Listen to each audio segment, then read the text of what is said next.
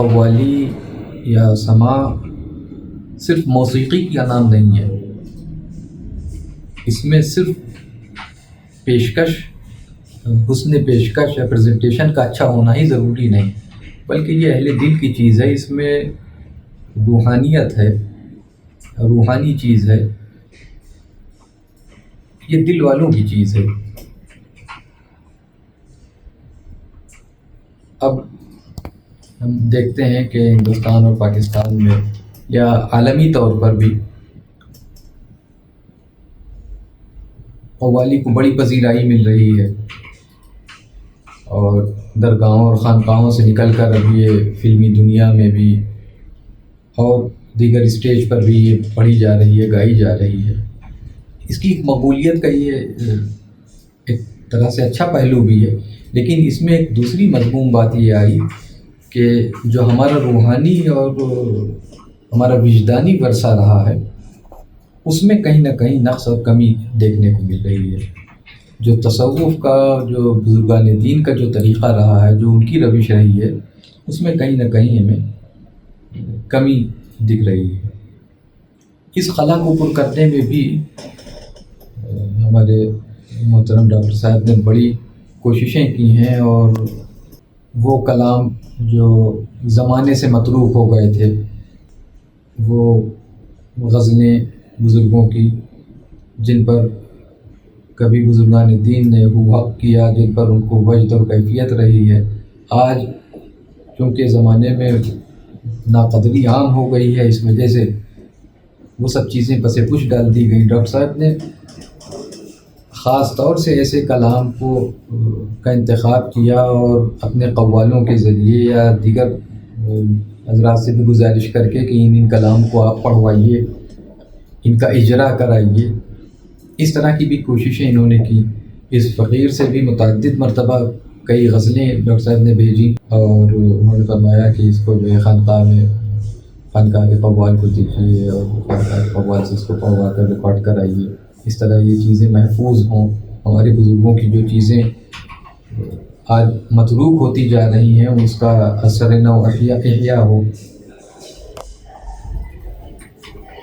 اس پہلو سے بھی ہم لوگوں کو غور کرنے اور سوچنے کی ضرورت ہے کہ بہت حد تک اگرچہ اب ہم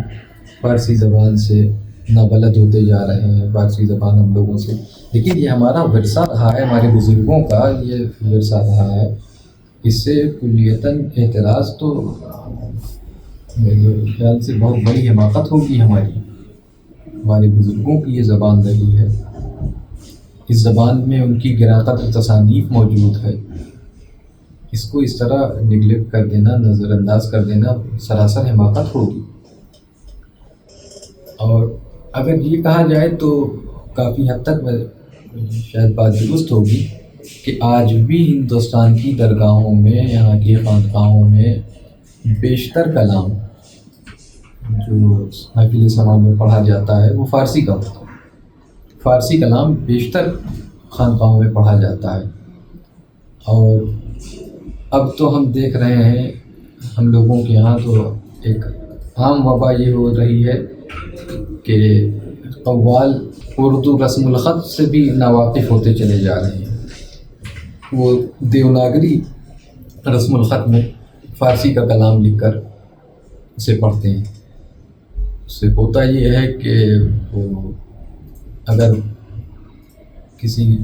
صاحب علم کو انہوں نے نہیں سنایا ہوتا، اسے اس کی نظر سے نہیں گزرا ہوتا وہ کلام، تو اکثر اس میں تلفظ کی غلطیاں، اکثر مصروں میں غلطیاں دیکھنے کو ملتی ہیں یا سننے کو ملتی ہیں۔ انشاء اللہ تعالیٰ ڈاکٹر صاحب کی یہ کاوش جو اردو رسم الخط میں دیکھ رہے ہیں، اللہ تعالیٰ نے چاہا تو اسے ہندی رسم الخط یا دیوناگری رسم الخط میں بھی پیش کرنے کی ہم ڈاکٹر صاحب سے درخواست کریں گے، تاکہ وہ لوگ جو آج اردو زبان سے نابلد ہوتے جا رہے ہیں، یا وہ قوال جو اس سے فائدہ اٹھانا چاہ رہے ہیں، یا تو وہ اردو سیکھیں، ورنہ وہ اس ہندی اور دیوناگری رسم الخط میں سے استفادہ کریں۔ اچھی چیز یہ ہے کہ ایک بڑا متنوع ذخیرہ ہمارے ہاتھ آ گیا ہے، اور ظاہر ہے کہ کوئی چیز کبھی مکمل نہیں ہوتی، تو یہ بھی ایک طرح کی ایک کوشش ہے، پہلی کوشش ہے۔ کافی حد تک اس میں چیزیں آ گئی ہیں، کافی کچھ کمی و بیشی کا امکان تو رہتا ہی ہے، تو اس پر کام مسلسل جاری ہی ہے اور جاری رہے گا انشاءاللہ تعالی۔ اگلی اشاعتوں میں اس میں مزید اضافے ہوں گے، اور نقاش نقش ثانی بہتر کشش اول کا معاملہ پیش آئے گا کہ اگلی اشاعتیں انشاءاللہ تعالی مزید جامع اور جامع تر ہوتی جائیں گی۔ اور ابھی تک صرف فارسی کلام کا مجموعہ ہی پیش کیا گیا ہے، اس کے بعد اردو اور اودھی ہندی بھی کلام انشاءاللہ تعالی جمع کیے گئے ہیں۔ ڈاکٹر صاحب کا جو ارادہ ہے، انہوں نے جس سے اکثر اس مسئلے پر گفتگو ہوتی رہی، کافی ڈسکشن ہوئے، تو ان سے معلوم ہوا کہ ہندی اور اودھی یا برج بھاشا کے جو کلام بزرگوں کے یہاں رائج رہے ہیں، جو پڑھے گئے ہیں خانقاہوں میں، ان کو بھی جمع کرنے کا ارادہ ہے۔ اس طرح متعدد جلدوں میں کئی ولیوں میں یہ چیز آئے گی، اور انشاءاللہ تعالی بہت جامع، اور اپنی کم از کم قوالی کے اب تک انتخابات آئے ہیں،